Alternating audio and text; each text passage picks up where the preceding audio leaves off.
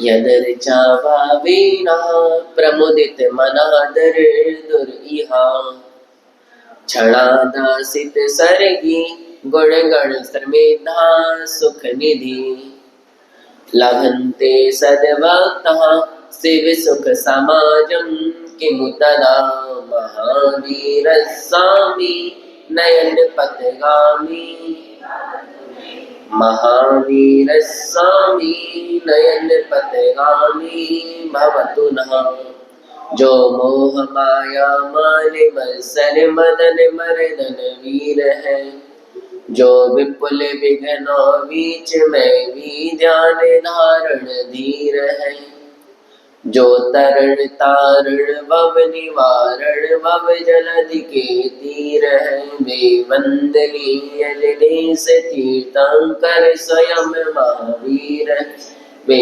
वंदनीय दिनेश तीर्थंकर स्वयं महावीर है वे वंदनीय दिनेश तीर्थंकर स्वयं महावीर है।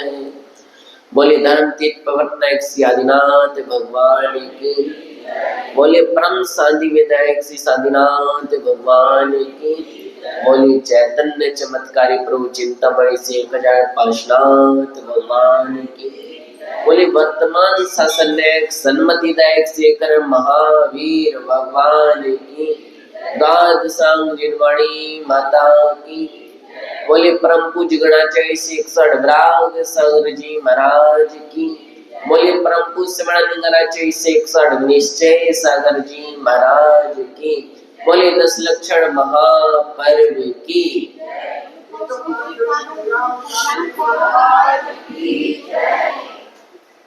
महानुभावों, 10 लक्षण महापर्व की पावन मेला का 6वां दिवस। अब तो उल्टे दिन शुरू हो गए ना, सभी के गिनने उल्टे दिन। कोई 6वां दिन हमें उपदेश दे रहा है। क्या उपदेश दे रहा है? संयम रतन समान। भैया आचार्य भगवान कह रहे हैं बड़े अच्छे से समझाते हुए, 4 गतियां हैं और 4 गतियों में से 3 गति के जीव ना सिर्फ एक चीज को तरसते हैं, एक चीज के लिए। किसके लिए? संयम रतन। सब कुछ प्राप्त हो सकता है, सब कुछ जो तुम्हें मिल नहीं सकता, जिसके लिए तुम सोच नहीं सकते, जिसका तुम विचार नहीं कर सकते, वो देवगण यूं पा लेते हैं, बिल्कुल चुटकी बजाते। आप लोगों को भूख लगे, भाई साहब 2 घंटा पहले क्या करना पड़ता है? भोजन पकाना पड़ता है। देवताओं को भूख लगे, मन में आया नहीं कि झर गया, गले में क्या रहता है? कंठ में अमृत रहता है। सोचा, टप, बात खत्म, तृप्त हो गए। आप लोगों के लिए 2 घंटे तक पहले अग्नि के सामने अपना पसीना बहाओ, फिर जाके कुछ प्राप्त होगा। त्रियंचों की तो बात ही छोड़ दो भैया, 2-4 पहले खाने के पहले लाते मिलती है। अगर त्रियंच के मन में आए कि मुझे भूख लग रही है और वो भोजन प्राप्त करने के लिए यहाँ वहां जाए, तो उसको भोजन के पहले क्या मिलेंगी? मार मिलेगी पहले उसको तिरस्कार प्राप्त होगा भोजन के पहले। थोड़ा सा और नीचे चले जाओ, 3 लोगों को नाज जो खाए मिटे ना भूख। बोलो बोलो बोलो, ज्यादा अच्छे से याद है भैया। जहां जहां हुआ होते वो तो परिचय हुई है। कहाँ की कहानी है ये? नरक की है भैया। 3 लोगों को नाज जो खाए।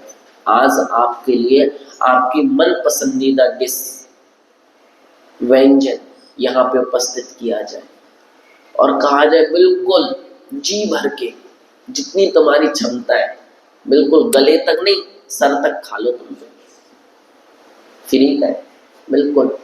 कितना खा लोगे बताओ? अच्छा 1 किलो खा लोगे? 2 किलो। अरे तुम लोग नए हो, कहे भैया कल क्या कह रहे थे बता। अगर कोई पुराना व्यक्ति मिल जाए, आधा किलो मावे की मिठाई खा जाता था, 1 किलो खा जाता था, कोई बड़ी खास बात नहीं। ना देखो दादी ने सरेगा, तुमने कितनी खाई जो बताओ। कह दो अपनी क्षमता नहीं है, तुम्हारी मम्मी ने खाई होगी जरूर। अच्छा, वो भी त्यागी थी ना, मानो मानो। हमारे लिए तो 1 किलो अन्न खाना भी बड़ा मुश्किल हो जाएगा अगर कोई कह दे कि खाओ। लेकिन आप लोग सोचो, विचार करो, नारकियों को कितनी भयानक भूख लगती होगी, कितनी भयानक। 3 लोगों को नाच चुका, ये कह नहीं रहे, वास्तविकता सत्य है।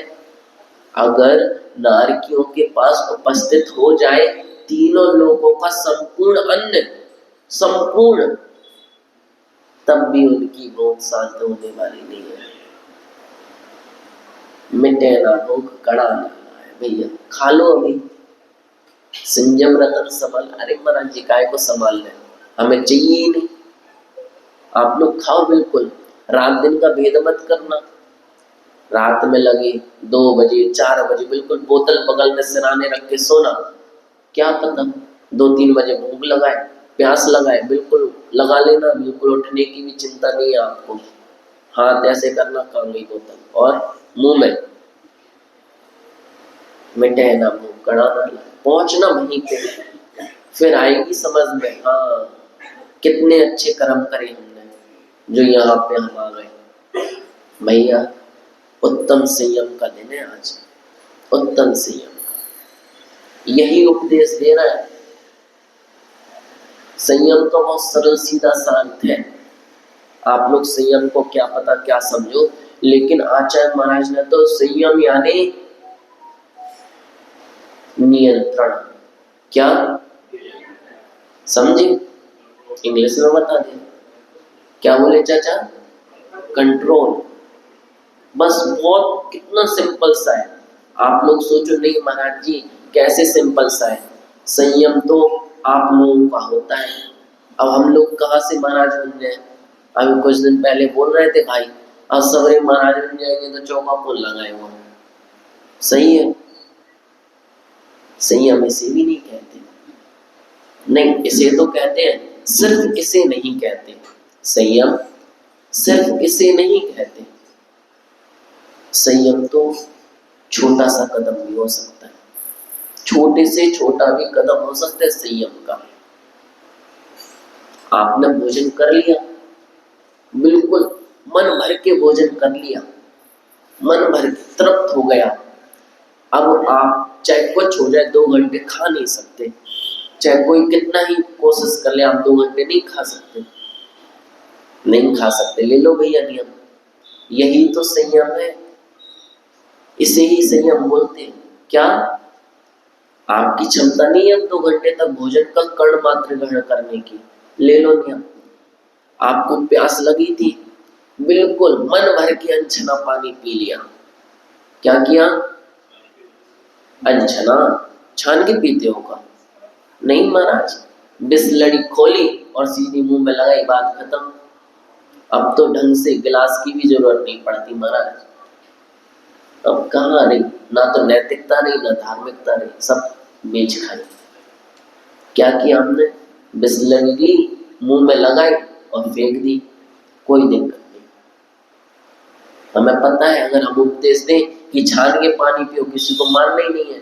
भैया रास्ता भी ऐसा बताओ जिस पे तुम लोग चलो, ठीक है।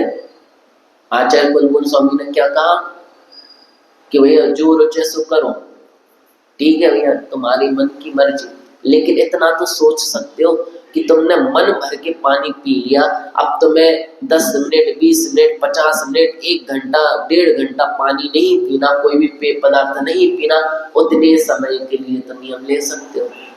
बोलो, ऐसे ही कहते हैं संयम, कोई बड़ी तोप नहीं है, बहुत छोटी सी चीज है संयम। आप हर एक चीज में, आपने आईने में मुख देखा, आईने में मुख देखने के बाद क्या किया, अब अच्छा है बिल्कुल, सोनो सोना सब मुखड़ा है आप लोगों का, ठीक है। अब आपने देख लिया, अब 2-4 घंटे तो देखोगे नहीं, त्याग कर दो। आपने कंघी करी, बन गए हीरो, अब उसके बाद फिर से कंघी तो करोगे नहीं। चाचा करत हो कंघी? आप ही से कह रहे जो पीछे देख रहे हैं, करते हो कंघी? अरे है, सही है भैया, कर लो, कोई दिक्कत नहीं। अब एक बार कंघी करी, उसी जैसी कंघी रखते हो, त्याग कर दो कि अब शाम तक की ये छुट्टी तुम्हारी। आपने एक जोड़ी कपड़े पहने, अब तुरंत दूसरे तो पहनोगे नहीं, शाम तक के लिए कपड़े बदलने का त्याग। कुछ भी करो, आपने तेल लगाया, दिन में 10 बार तो लगाती नहीं हुई हो, एक ही बार लगाना, तो अगले दिन तक के लिए त्याग। क्रीम पाउडर लगाया, लगा के अगले दिन तक के लिए, अब 6 बार लगाते हो तो 6 बार को कर लियो, अपने हिसाब से नियम लीजिएगा। बहुत छोटा सा है हमारा संयम, उत्तम संयम, इतना सरल। और आप लोग सोच रहे हो कि महाराज जी आप भी क्या बातें कर रहे हैं, ये त्याग कहलाता है? यही त्याग एक चर्मकार ने किया था। किसने किया था? एक चर्मकार, जानते हो क्या होता है? नहीं जानते? चमार, जो चमड़ा पीटता है उसे क्या कहते हैं? चर्मकार। उसने भी मुनिराज के उपदेश से ऐसा ही एक नियम ले लिया था। क्या नियम लिया था? वो जंगल से पशु हत्या करके लौट रहा था, कंधे पे पशु था मरा हुआ। मुनिराज रास्ते में मिल गए, मुनिराज का मन हो गया भाई साहब उपदेश दे दो। अब कभी देखो हट होती है, कितने प्रकार की हट होती जानते? 4 प्रकार की हट। एक तो होती है बाल हट, अगर बच्चा अड़ जाए कि नहीं टॉफी चाहिए, अब जब तक प्राप्त नहीं कर लेगा ना, दुनिया की कोई ताकत उसको चुप नहीं करा सकती। दूसरी होती है, अरे उसको तो लास्ट में नंबर आता है। दूसरी कौन सी होती है? त्रिया हट। कौन सी होती है? खुद को भूल गई मास्टर मी भाई है? कौन सी होती है? स्त्री हट होती है भैया। अगर वो भी अड़ जाए तो ब्रह्मा भी नहीं उसको लाइन पे ला सकता है। भगवान आ जाए तो भगवान भी कहेंगे भाई साहब मुझे पता है इम्पॉसिबल में आई इम्पॉसिबल है, लेकिन ये उससे बड़ा वाला इम्पॉसिबल है, ये नहीं हो सकता हमसे। तीसरी होती है राजहट। कौन सी हट होती है? अगर राजा भी अड़ जाए, राजा भी अड़ जाए कहीं कि नहीं करना है, तो वो रेत में से तेल निकलवाएगा सबसे, चाहे खुद तो कुछ करना नहीं है, आदेश ही तो देना है, चलो भैया निकालो तेल। और इनसे भी बड़ी कौन सी हट होती है? अरे तुम्हें पता है, इन तीनों से बड़ी होती है साधु की हट। अगर साधु को सोच ले कि भैया हमें करना है, अब तो भैया भगवान की तो लघु नंदन है, तब भगवान भी कहेंगे चलो कोई नहीं, अपने ही रास्ते पे चलने वालों है, छोड़ो कर लो। तो ऐसी उन मुनिराज को भी हट हो गई। अब उन्होंने देखा नहीं कि ये आखिर है कौन, उन्होंने देखा नहीं कंधे पे क्या रखा है, उनके तो मन में आ गया कि मुझे इसको उपदेश देना है, इसको सुधारना है तो सुधारना है। अब देने लग गए वो उपदेश। क्या हुआ? उपदेश के बाद उन्होंने कही भैया कछु त्याग करो। पहले तो वो चर्मकार था, मदिरा में मस्त था अच्छे से, अब फिर भी महाराज ने उपदेश तो दे दिया। उपदेश देने के बाद जब त्याग मांगा, उसने कहा महाराज जी क्या करें त्याग, बता दो तुम्हें। तो महाराज भी सोचने लग गए, जो नशे में व्यक्ति है, भले ही भव्य है तो क्या हुआ, नशे में तो है, होश तो है नहीं उसको संपूर्ण। जिसके कंधे पे मृत जीव रखा है, जिसका कर्म क्या है? कर्म क्या है? चमड़ा पीटना। खाता क्या है? मांसाहार। पीता क्या है? मदिरा। अब भैया इसको नियम क्या दे? क्या नियम दिया आखिर? फिर महाराज ने कहा कि भैया ये सब हिंसाजनक कार्य होते हैं, इनको छोड़ दो। उसने कहा महाराज जी हम जाति से तो समझे आप लोग क्या है, अब हमें कोई अच्छो काम तो मिले नहीं। अच्छा अरे भैया हमें क्या मिलेगा, और दूसरा अब हम जो जिंदगी भर से करते आए उसको कैसे छोड़ दें। आप तो हमें ऐसा त्याग दे दो जो हमारा ये सब छूटे भी ना और हम आराम से त्याग भी कर लें। तो महाराज ने पूछा मदिरा पीते हो ना भाई? उसने कहा बिल्कुल 24 में से 24 घंटे, एक ही तो काम है। तो उन्होंने कहा उसका पात्र कहाँ रखा है? उन्होंने कहा महाराज जी हम अपने आंगन में चमड़ा पीटते हैं और पात्र कुन्नी में रखा है। तो उन्होंने कहा तुम एक नियम लो कि जब तुम मदिरा का सेवन करोगे और सेवन करने के बाद जब तक तुम दोबारा मदिरा नहीं पियोगे तब तक के लिए क्या कर दो भैया, क्या करो? 5-10 मिनट का त्याग होगा। उसने कहा हो महाराज जो तो अच्छो करे तुमने, उतनी देर असर रहे थे जितनी देर हम नहीं पिया। तो उसने ये नियम ले लिया गुरु चरणों में और अपने घर आ गया। घर आके वह जो गुरु महाराज के द्वारा नियम दिया गया था उसको अंगीकार करके बहुत अच्छे से पालन करने लगा और भावों से कर रहा था, सिर्फ क्रिया नहीं। भले ही वो हर समय नशे में रहता हो लेकिन उसको याद रहता था अरे वो मुनिराज मिले थे और मुनिराज मिले थे, उनने मुझे एक उपदेश दिया और उपदेश के बाद मुझे त्याग दिया। त्याग में क्या दिया कि मुझे शराब पीनी है, शराब पीने के बाद क्या करना है भैया, मुझे शराब का त्याग करना है। कब तक के लिए? जब तक दोबारा ना पी लूं। क्या? जब तक मैं दोबारा ना पीने आ जाऊं यहाँ पे तब तक के लिए मेरी शराब का भैया हमारे उपदेश को दुरुपयोग न करिए। तुम्हारे बड़े ध्यान से सुन रहे हैं भाई। आर्यन तुम्हें भी तो नियम नहीं लेने जो वालों, तो ज्यादा ध्यान से मत सुनियो। उसकी तो गति सुधर गई लेकिन तुम्हारों की नहीं सुधरना। अगर तो कोई ऐसा करे कि महाराज जी रात में पीने के बाद त्याग, माता बहनों ज्यादा ध्यान से मत सुनिए। तो एक दिन क्या हुआ, मोर का भोजन पता क्या है? सर्प। वो सर्प को खाती है। तो एक दिन मोर मरे हुए सर्प को अपनी चोंच में दबा के उड़ रही थी और उड़ते उड़ते जैसे ही उस चर्मकार के घर के ऊपर आई और सर्प के मुख में से एक विष की बूंद गिर गई। और इत्तेफाक देखो जैसे ही वो विष की बूंद गिरी तो उसी मदिरा के पात्र में जाके गिर गई और जैसे ही गिरी मदिरा में घुल गई, मिल गई और हलाहल जहर था बिल्कुल। और जैसे ही शराब में जहर मिला चर्मकार आया, चर्मकार ने पी, त्याग किया और अपना चमड़ा पीटने लग गया। थोड़ी देर बाद सारे शरीर में जहर चढ़ गया और जैसे ही जहर चढ़ा क्या हुआ भैया, मृत्यु हुई। और जैसी मृत्यु हुई आंख खुली, आंख तक कहाँ पे खुली? स्वर्ग में खुली।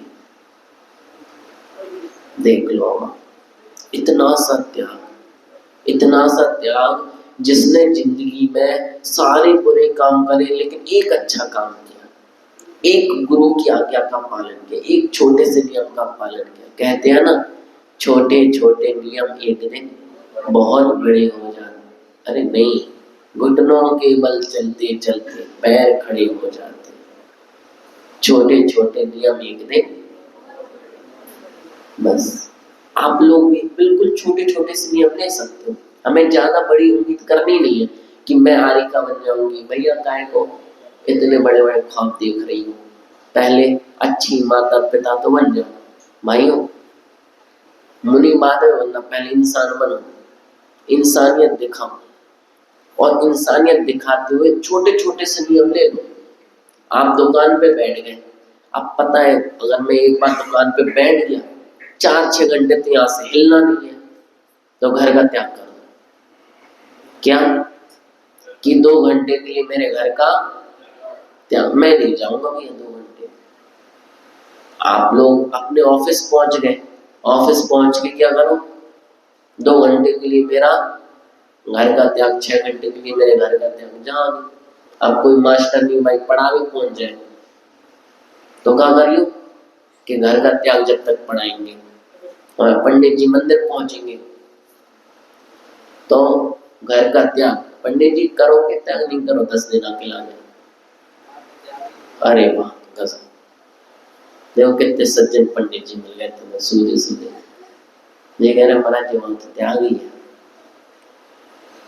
तो छोटे छोटे नियम हम अपने जीवन में उतारकर हम उत्तम संयम को समझ सकते हैं। अगर मैं आपसे कहूं कि भैया 5 इंद्रियों को बस में करो, कैसे बस में करो? जैसे कछुआ विपत्ति का समय देखकर क्या करता है, अपने चारों पैरों को अंदर कर लेता है, अपनी गर्दन को भी अंदर सकोड़ लेता है, और फिर उसके ऊपर कितने ही संकट आ जाए, कितनी ही परेशानी आ जाए, कुछ फर्क नहीं पड़ता। संयम कवच है, क्या है? अभी आचार्य भगवान ने उपदेश दिया, पहले 4 कसायों को छुड़ाया, फिर हमें सत्य को स्वीकार करने का उपदेश दिया। सत्य स्वीकार करने के बाद उन्होंने हमें एक रक्षा कवच दे दिया। भैया जब अगर तुम सीधे हो तो क्या करेंगे, दुनिया तुम्हारे ऊपर वार करेगी, और जब तुम पे वार करे, विषय चोर बहु फिरत है, तो तुम क्या करना, संयम रूपी रक्षा कवच आगे खड़ा कर देना, ये तुम्हारी रक्षा करेगा, तुम्हें विषय कसायों में भटकने नहीं देगा। आप कवि की कल्पना भी देखो, उसने कितना सुंदर शब्द चयन किया, संयम रतन समान, विषय चोर बहु फिरत। अभी आप लोग जाओ मंदिर से घर, रास्ते में मिल जाए आपका मन पसंदीदा छोले भटूरे वाला, आय हाय क्या होगा? संयम तुम्हारी रक्षा करेगा अभी तो 10 दिन, फिर 11वें दिन टूटोगे रुको, अभी तो रक्षा करेगा तुम्हारी 10 दिन। मन तो होगा कोई नहीं, इसी पे आऊंगा 10 दिन बाद रुको, लेकिन जो अभी तुम्हें नहीं जाने दे रहा वो कौन है? संयम। संयम रूपी रहता नहीं है, ये तुम्हें बिल्कुल डर करे हुए, चाहे कुछ हो जाए बाजार का नहीं खाना, चाहे कुछ हो जाए रात्रि भोजन नहीं करना, चाहे कुछ हो जाए। बहुत से हमारे भाई बहन पानी अकेला ले रहे, देखो गजब। ये भी देखिए ना, जो दिन भर खाते पीते रहते हैं, बिल्कुल मुंह 1 मिनट नहीं रुकता, लेकिन आज 10 लक्षण में 10 दिन पानी अकेला लेके रह रहे हैं। ये भी एक भगवान की दी हुई शक्ति की प्रदर्शन हो रहा है, शक्ति का ही एक प्रभाव है, जो हमें इतनी शक्ति प्राप्त हो गई कि हम अपनी 5 इंद्रियों को बस में करके बैठ गए। महानुभाव, संयम हर जगह है। आप चाहे खाने पीने में देखो, चाहे हमारे रहन सहन में देखो, चाहे वार्तालाप में देखो, चाहे व्यवहार में देखो, चाहे घर में, बाजार में, दुकान में, मकान में, हर जगह संयम लग सकता है। एक बहुत अच्छा रोचक उदाहरण है सच्चे संयम का। आप लोगों ने पंडित बनारसी दास जी का नाम सुना? उन्होंने 13 पंथ शुरू किया था। उनसे पहले 13 पंथ 20 पंथ कुछ था ही नहीं, जैन धर्म था। क्या था? ये 13-20 में नहीं बटा हुआ था, लेकिन पंडित जी बड़े सज्जन थे, उन्होंने एक नया पंथ चालू कर दिया, और उनकी एक अर्ध कथानक बहुत अच्छा, उन्होंने अपने जीवन पर आधारित आदि कथा लिखी है। पहले वो बहुत बिगड़े हुए थे, आप ये समझ लो, फिर उनको जीवन के मध्य में बोध हो गया, और ऐसा बोध हुआ कि वास्तविकता में वो दानव से मानव बन गए, और इतने सज्जन मानव बन गए कि उन्होंने वास्तविकता में जीवन कैसे जीना चाहिए ये बताया। जैसे हमारे 32 दांतों के बीच में बेचारी बिना हड्डी की एक जीभ रहती है ना, मतलब कभी आप लोगों को दांतों से जीभ को तकलीफ होती है? नहीं होती। उल्टी जो हमें घात पहुंचाने वाले हैं वही हमारी जीभ की रक्षा कर रहे हैं। अगर जीभ दांतों के बीच में आ जाए तो क्या होगा? कट जाएगी। लेकिन हमारी जीभ की वही रक्षा कर रहे हैं। क्यों?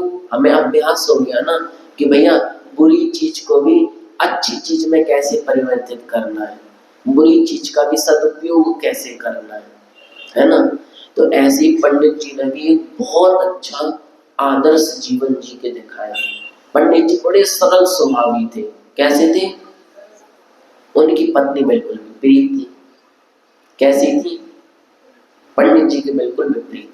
अगर पंडित जी सूरज, पंडित जी पूरब, तो उनकी पत्नी पश्चिम। पंडित जी चांद तो पत्नी सूरजमुखी, और ज्वालामुखी बनने में देर नहीं लगती थी, है ना। उनको स्वाध्याय करने का बहुत अति शौक था। इतना शौक कि आप लोग विश्वास नहीं करोगे, वो अपने व्यापार के स्थान पे भी समय सार महाग्रंथ को ले जाते थे। किसे? और वहां पर बैठ के उनका 3 से 5 का समय था। 3 से 5 उन्हें समय सार का स्वाध्याय करना है, और इस बीच चाहे कोई आ जाए एक इशारा करते थे ना। सामने देखो लिस्ट टंगी है, मीटर रखा है, गल्ला रखा है, तुम्हें जौन सा वस्त्र चाहिए लिखा है, कितने रुपए का है, किस अलमारी में है, बगल में मीटर कैंची और बगल में गल्ला।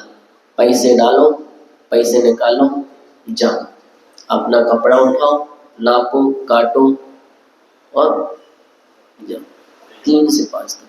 आज तक उनको संपूर्ण जीवन में एक पैसे का घाटा नहीं लगा, एक पैसे का भी घाटा नहीं लगा। और शाम को वो मंदिर में स्वाध्याय करते थे, सब लोगों को स्वाध्याय भी कराते थे। तो एक दिन क्या हुआ, चर्चा चल गई, और चर्चा चलते हुए समय ज्यादा हो गया, और समय इतना ज्यादा हुआ कि घर पे एंट्री का टाइम था 10 बजे, बज गए 11:30। घर पे नियम था कि 10 बजे के बाद नहीं आओगे, 10 बजे के पहले घर में प्रवेश होगा। उस दिन 11:30 बज गए धर्म चर्चा में। अब चर्चा तो भैया धार्मिक चर्चा होती है। अब आप लोग को नहीं महाराज जी तुम इतने लंबे प्रवचन काहे दे रहे, अब क्या करें, दे रहे तो दे रहे, सुन। तो ऐसे ही धर्म चर्चा छिड़ गई। तो अब छिड़ गई तो बज गए 11:30। घर आए, ठंडी का समय था, अच्छा दे गेट खटखटाया, 1 बार 2 बार 3 बार। एक कहावत सुनी तुम लोगों ने, सोते हुए को तो जगाया जा सकता है, लेकिन जो, अरे वाह, भुक्तभोगियों का चाचा। तो अब पत्नी जाग रही थी, लेकिन गुस्सा था मन में कि जब समय 10 बजे का है तो 11:30 कैसे बज गए। तुम लोगों के साथ ऐसे ही होता है क्या? कोई नहीं, आप लोग करना, कोई दिक्कत नहीं, इसलिए तो उपदेश दे रहे हैं। उसने नहीं खोला। सर्दी का समय था, बेचारे पंडित जी सॉल ओढ़ के गए थे। तो उन्होंने क्या किया, घर के बाहर वो थोड़ा सा चबूतरा सा नहीं बना रहे थे, उसी पे आधी सॉल बिछाई, आधी सॉल ओढ़ी, सो गए। अब सर्दी में नींद तो लगी नहीं, और जैसे तैसे सवेरे सवेरे नींद लगी तो पत्नी ऊपर से देख रही है, अरे बाहर ही सो गया। तो उन्होंने क्या किया, एक बाल्टी थी उसमें गंदा पानी भरा था, उन्होंने लिया और ऊपर से, पंडित जी बड़े सज्जन थे, उन्होंने कुछ नहीं बोला। उन्होंने कहा, देवी मैं उठ गया, गेट खोल दीजिए। अंदर आए, अंदर आके बड़े मीठे शब्दों में बोले, अब तक तो गरजती थी, आज भैया हंसने की बात नहीं है, ये उत्तम संयम का परिचय है। क्या है ये? कितनी विपरीत परिस्थिति है, कितनी विपरीत। तुम्हारा तो गेट तोड़ के अंदर घुस जाओ, कोई नहीं, फिर भले बिना गेट के 2-4 दिन रह लो, और कलेश करोगे वो अलग बात है ना। लेकिन आप देखो, आप पंडित जी का जीवन चरित्र देखो, बिल्कुल ची नहीं किया और बड़ा अच्छे से नहाए धोए और मंदिर में अभिषेक करने पहुंच गए। आपको उपदेश दे रहे हैं वो मौन उपदेश, ये भैया या तो ग्रस्त बनो नहीं, गृहस्थी धारण नहीं करो, अरे सोच लियो, हाँ अभी तुम्हारे हाथ में है सब कुछ, फिर रिमोट कोई और के हाथ में चलो जो, फिर जैसे मस्के वैसे चलना पड़े, पापा को देख लियो। तो या तो गृहस्थ जीवन में आओ नहीं, और अगर आ जाओ ना तो पंडित जी ने उपदेश दे दिया।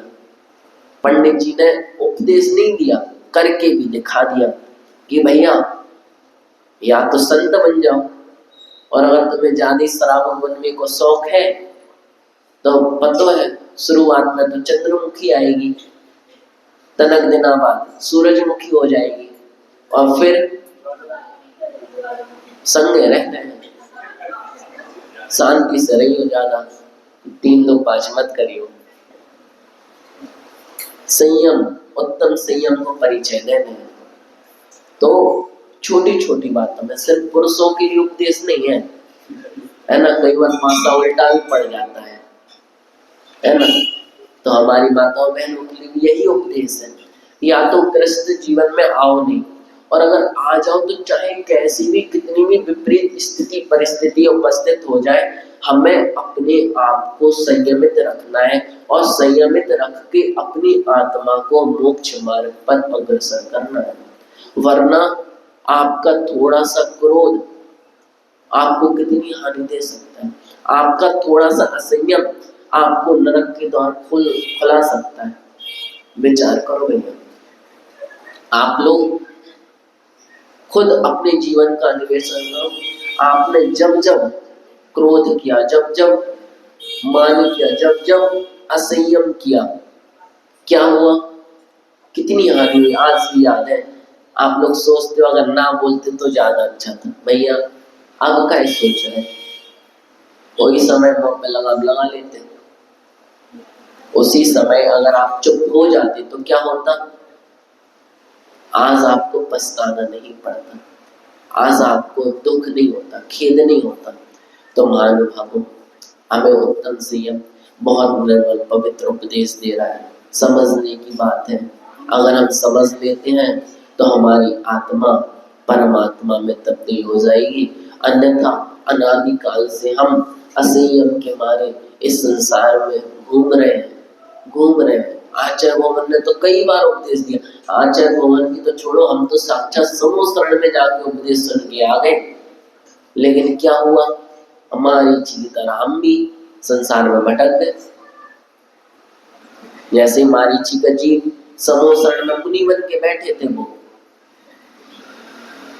आदिनाथ भगवान ने दिव्य ध्वनि में कह दिया ये तो 24 तीर्थंकर बनेंगे, 24 तीर्थंकर बनेंगे।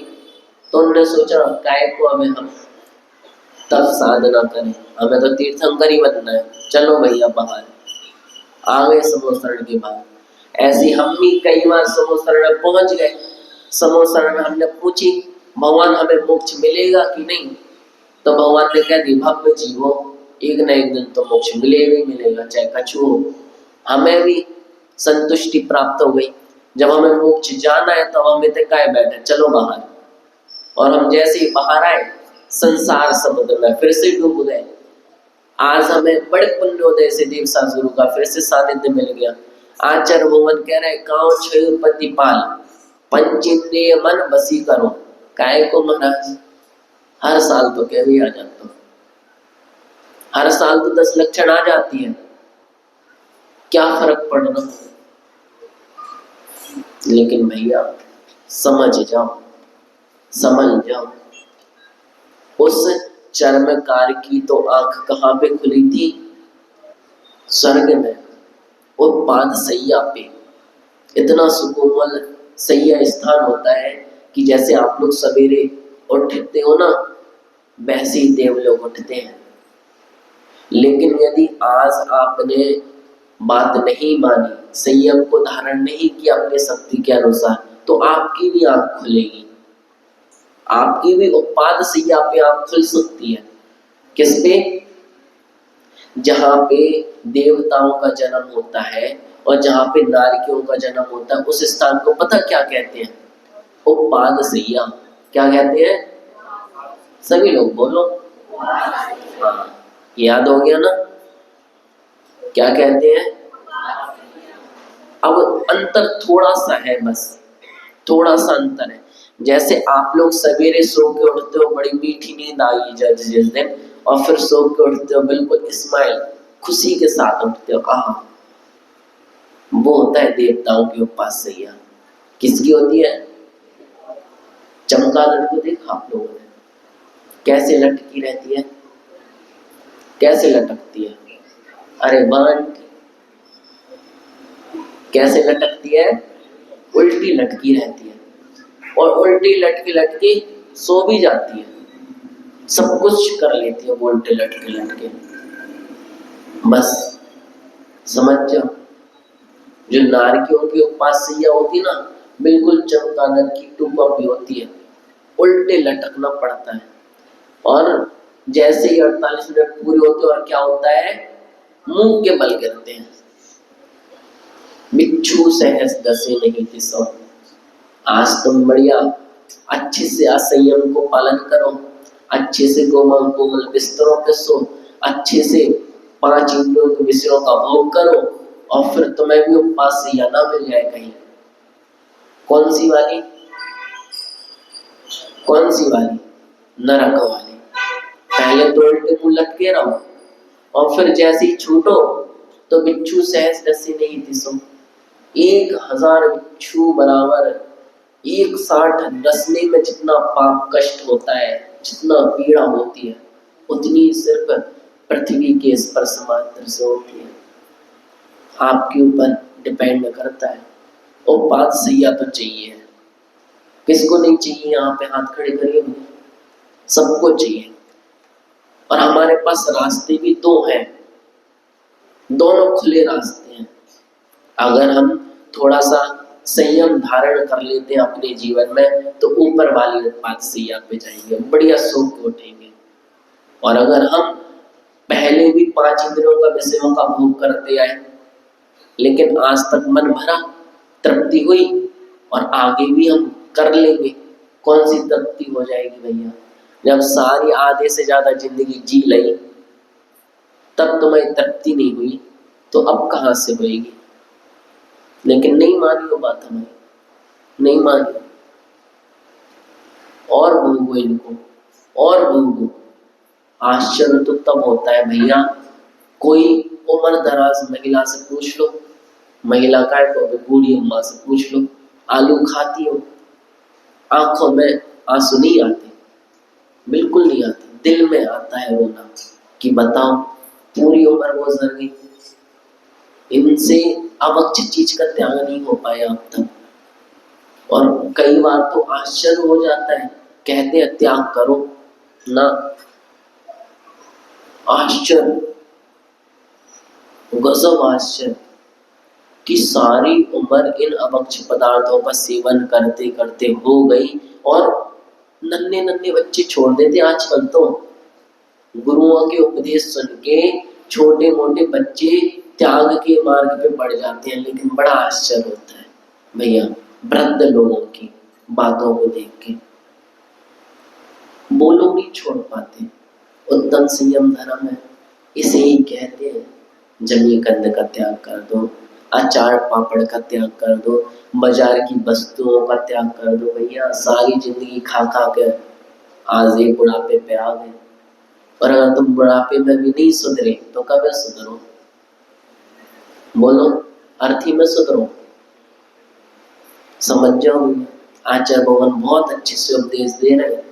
अगर आप लोग आचार्य कुंद कुंद स्वामी जी की बातों को सुन लो ना, तो दोबारा हमारे पास नहीं आओगे, इसलिए हम सुना भी नहीं रहे तुम्हें। कहे कि हमारे 4 व्रत और रह गए। तो फिर भी समझ जाओ उत्तम संयम कितना आवश्यक है हमारे जीवन में, कितना महत्वपूर्ण है। अगर हम अपने जीवन को उत्तम संयम में नहीं ढाल पा रहे ना, तो हमारा यह मानव जन्म पाना ही निष्फल है, व्यर्थ है। तो मैं आप सभी से कहूंगा, माताओं, बहनों और हमारे भाइयों, आज उत्तम संयम का दिन है। मैं खाने पीने की वस्तुओं का नहीं बोल रहा, मैं पहनने ओढ़ने की वस्तुओं का नहीं बोल रहा, मैं प्रत्येक चीज का बोल रहा हूँ। आज जब भगवान को नमस्कार करके घर की तरफ जाओ ना, तो एक नियम ले लेना आजीवन का, कोई भी एक नियम ले लेना जिंदगी भर का। जैसे वो चर्म का छोटे से नियम से तिर गया, उम्मीद करते हैं अगर तुम बड़े से बड़ा नियम नहीं ले पा रहे, अपने आत्मा को परमात्मा में परिवर्तित करने वाले रास्ते पे नहीं चल पा रहे, कोई दिक्कत नहीं, लेकिन एक छोटे से छोटा नियम ले लो जिससे तुम्हारी दुर्गति तो बच जाएगी। क्योंकि हमें नियम वही ले सकता है जिसके नरक गति का और तिरंज गति का बंध नहीं हुआ। किसका? नरक गति का। टेम्परेरी नियम नहीं कह रहे, परमानेंट वाला, जीवन भर का। जो जीवन भर का नियम ले लिया, यानी समझ लो 2 जगह नहीं जाएगा। कहाँ कहाँ? नरक गति में नहीं जाएगा, और नियम है, सिद्धांत है। हमारे द्वादशांग का सिद्धांत है कि भैया चाहे कुछ हो जाए, एक तो अगर बंद हो गया है तो नियम नहीं लेगा, और अगर नियम ले लिया है तो जाएगा नहीं, आयु बंद नहीं हुआ है। तो महानुभावों, आप सभी लोग जब यहाँ से उठो तो एक नियम ले लेना कि हे भगवान, मैं आपके चरणों में, आपकी साक्षी में, देव शास्त्र गुरु की साक्षी में नियम लेता हूँ कि अमुक अमुक वस्तु का, अमुक अमुक भावों का, अमुक अमुक कार्यों का जिंदगी भर के लिए त्याग करता हूँ, जिंदगी भर के लिए। ये गारंटी है कि नरक में नहीं जाओगे अगर तुमने नियम ले लिया तो, तिरंज में जानवर नहीं बनोगे अगर तुमने नियम ले लिया तो। महानुभावों, समय बहुत अधिक हो चुका है, उत्तम संयम है और हमने समय का संयम कर दिया, कोई दिक्कत नहीं। सबके बने तो मास चले, घर जाओगे क्या करोगे? यहाँ पे कम से कम हमने धर्म ध्यान ही कर लिया, ठीक है। तो आप सभी लोग उत्तम संयम के दिन अपने जीवन में थोड़ा थोड़ा सा, छोटा छोटा सा संयम अंगीकार करें, इसी निर्मल पवित्र भावना के साथ। बोलिए 10 लक्षण महापर्व की सभी लोग उत्तम संयम की जाप करेंगे। ओम ह्रीं श्री उत्तम संयम धर्मांगाय नमः। ओम ह्रीं श्री उत्तम संयम धर्मांगाय नमः। ओम ह्रीं श्री उत्तम संयम धर्मांगाय नमः। बोलिए उत्तम संयम धर्म की, बोलिए परम पूज्य गणाचार्य श्री 108 विराग सागर जी महाराज की, बोलिए परम पूज्य श्रवण गणाचार्य श्री 108 निश्चय सागर जी महाराज की। जय गुरु पूज्य गुरुदेव 105 श्री सतत प्रज्ञान सागर जी महाराज की।